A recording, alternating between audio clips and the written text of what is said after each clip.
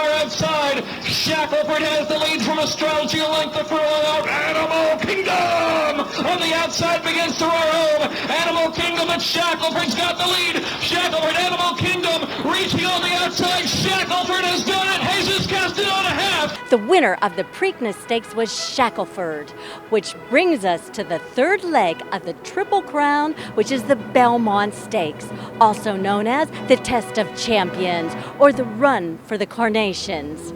Now, there's not going to be a Triple Crown winner this year. However, we have the winner from the Kentucky Derby, Animal Kingdom, as well as from the Preakness Stakes, which is Shackleford.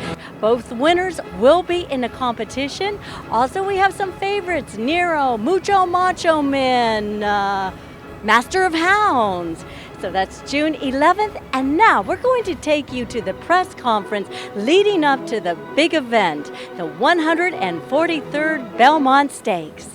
Well, one thing with Dale, and Dale obviously a very well-known name in racing, but I hope that everybody realizes that Dale, in the last 5 Triple Crown races, starting with the Kentucky Derby last year, Dale has had 3 different horses competing in those races and finished in the top 4 in all 5 of those races, which is quite an accomplishment. And it wasn't until, of course, Shackleford won this race that you actually got over the hump and won. Were you surprised how much it meant to you? Yes, I was. It was. I mean, you can't describe the feeling until you have it. I mean, you keep thinking you're prepared for it. We've run in the Triple Crown races several times, but until that last 6 seconds when we knew we were going to win, there was no way to describe what it feels like. It seemed like First Dude, might have gotten it done last year. How would you compare this horse to First Dude, who ran a winning race really in last year's Preakness and finishing second, and an equally good race finishing third in the Belmont Stakes last year? They're both big, strong horses, but this horse has a little more acceleration, and he'll give the jock what he wants when he calls on him. First Dude, you had to work on and keep him going all the time. This horse is ready to go whenever Jesus calls on him. Jesus, having you here, it's people around the racetrack have known of you and your skills for a long time, but in some ways the racetrack's kind of a closed community. And I think until you won this Preakness, I think you finally opened up a lot of other people's eyes to how well you've ridden. And do you see this propelling you? Or are you hoping to maybe join us in Saratoga this summer and hoping this gives you a boost to your career? Yeah, hopefully, it helps. It helps me a lot. I know I have been riding for 22 years, and finally I got to accomplish one of my best, one of my races that I had in mind. Well, it was a big and a well-deserved win. Are you concerned, because we were talking with John, of course, who rides at Belmont regularly and has so much experience, Ramon Dominguez will be riding Mucho Macho Man. Are you hoping to get some mounts this week at Belmont and get yourself some experience racing over the circuit? Well, I hope I can get a couple. It always helps to ride a few before the big race. And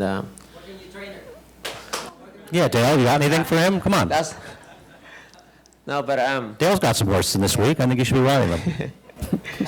Yeah, but I hopefully will be able to do it.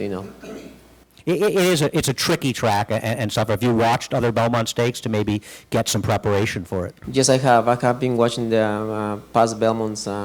And I've been studying them pretty good. I was here 3 years ago.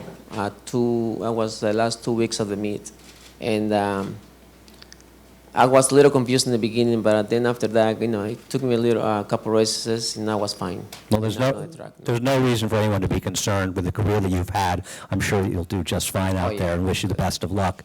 Are you hoping? You mentioned the rivalry before this, and that you've got now Animal Kingdom, and you have this rivalry going. Barry, of course, hedged on that. I'll be dealing with his owners later and working it out from that end. Are you hoping to be able to meet him somewhere down the road, win or lose, on Saturday? I'll meet him anywhere, any track, any distance. I mean, that's not the dumbest thing I've ever heard Barry say, but it's one of them.